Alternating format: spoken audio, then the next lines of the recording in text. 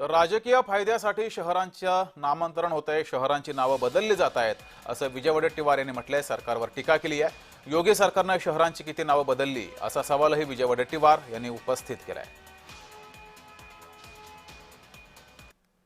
यावर अधिक बोलण्यापेक्षा एखाद्या शहराचं नाव बदलून राजकीय फायदा उपटण्याचं जर काम चालू असेल म्हणजे सरकारच्या एकूण कामाचं अपयश आहे असं मी मानतो. यूपीमध्ये कुठे सरकार आहे योगींची, किती शहराची नावं बदलली, अजूनही अनेक नावं तशीच आहेत. त्यामुळे अशी नावं बदलवून एक धार्मिक त्याला स्वरूप देऊन धर्माचे ठेकेदार आम्हीच आहोत अशा प्रकारचा हा भास आणि प्रयास दाखवणं हा एक केविलवाना प्रयत्न असं मी मानतो.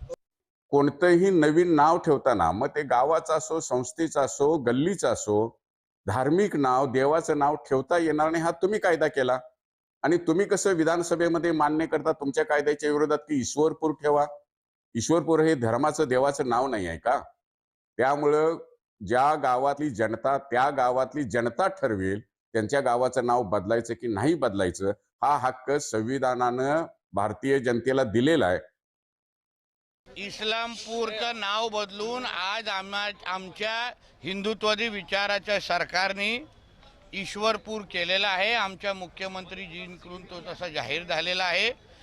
त्या भागाचं नाव ईश्वरपूर करणं हे वर्षानुवर्ष तिकडच्या जनतेची फार जुनी मागणी आहे. आम्ही स्वतः हिंदुत्ववादी कार्यकर्ते म्हणून असंख्य हिंदुत्ववादी संघटना एकत्र आलेले, हिंदू समाज एकत्र आलेला आणि एक फार मोठा मोर्चा ह्या नामांतरासाठी आम्ही स्वतः तिथे निघालेला. मी स्वतः त्याच्यामध्ये सहभागी होतो.